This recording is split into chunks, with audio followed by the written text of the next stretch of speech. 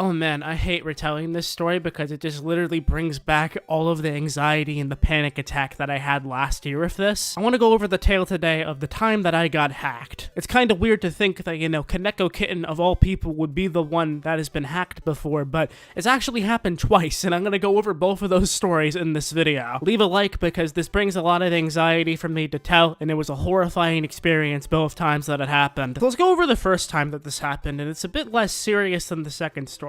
It's literally so stupid, and this only happened because I was a complete moron, and you won't even believe that I did this, dude. A couple years ago, I used to be really heavily involved in Steam trading. I don't really anymore, because unfortunately, I just don't have the time to get involved in trading, and I genuinely miss that. And back when I was like, 13 or 14 years old, I had plenty of free time for this. I did this so much, and I had amassed an inventory that was pretty valuable. But also a couple years ago, I used to be really heavily into Guitar Hero, and you might be curious as to what on earth Guitar Hero has to tie into this one story, but I promise you, it makes sense. You see, back then, I was trying to be Guitar Hero expert fully on a keyboard, which I did, because I'm just that powerful. You see, the problem here is that when I play a rhythm game, and when I was playing Guitar Hero, I have a tendency to hyper-focus immediately and lose focus of everything else that I am doing just to focus on the song that I'm playing. And how I got hacked was that a hijacked friend of mine on Steam sent me a message telling me to download something to test,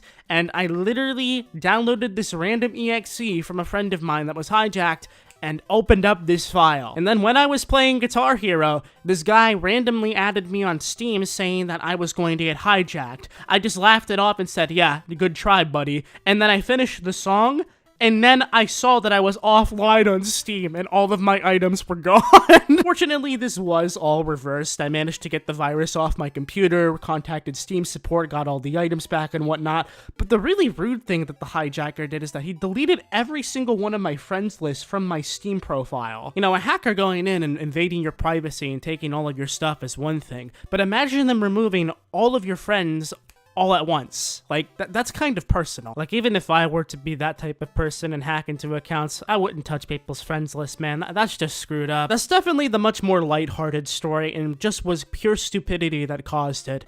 But the next one, this one happened around a year ago, and it literally horrified me. It made me waste so much sleep. I got no sleep for like 2 days because of this crap, and it literally changed my perspective on security forever. You see, before I was big on YouTube, I was one of those people that didn't really take my security that seriously. The mentality I had, I'm pretty certain a lot of people can relate to this one, was, oh, I'm small anyway. Nobody's gonna bother to try to hack some random runt like me.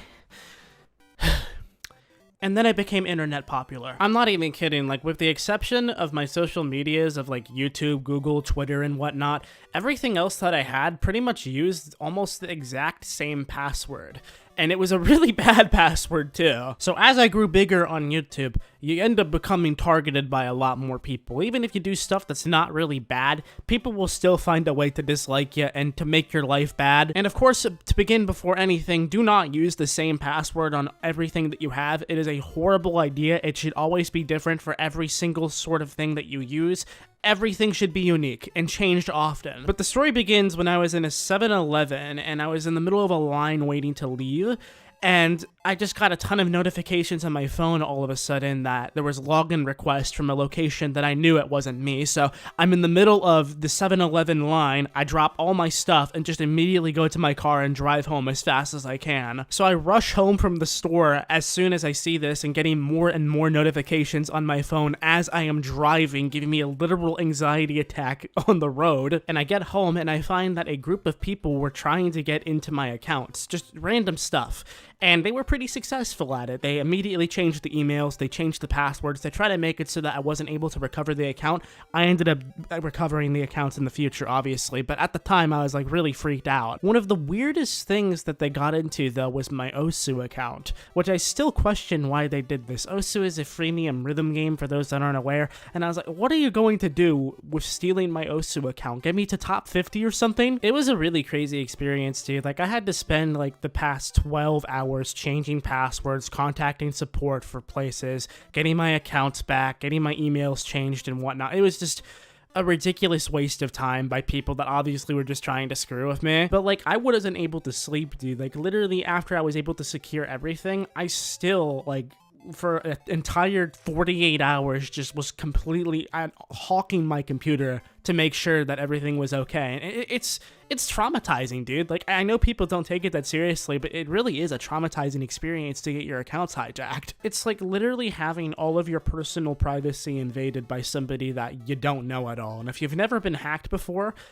good that you don't gotta experience this. After this, I took my security on all of my accounts like at least 50,000% more seriously. And I have to emphasize that all of this is my fault. It was people that were smarter than me that took advantage of something that I was unaware of at the time. I didn't think to change my passwords or anything. I was stupid. And that other time, of course, I was just dumb. Like, I was hyper-focused on something else and downloaded a random executable file from somebody that was hijacked on my friend's list. Not all hackings are black and white or the same. It can be totally different depending on the situation. But I think I learned a very important lesson from both of these, is that it takes one to know one. You need to sometimes have harsh reality to make you learn a lesson and to take things a lot more seriously.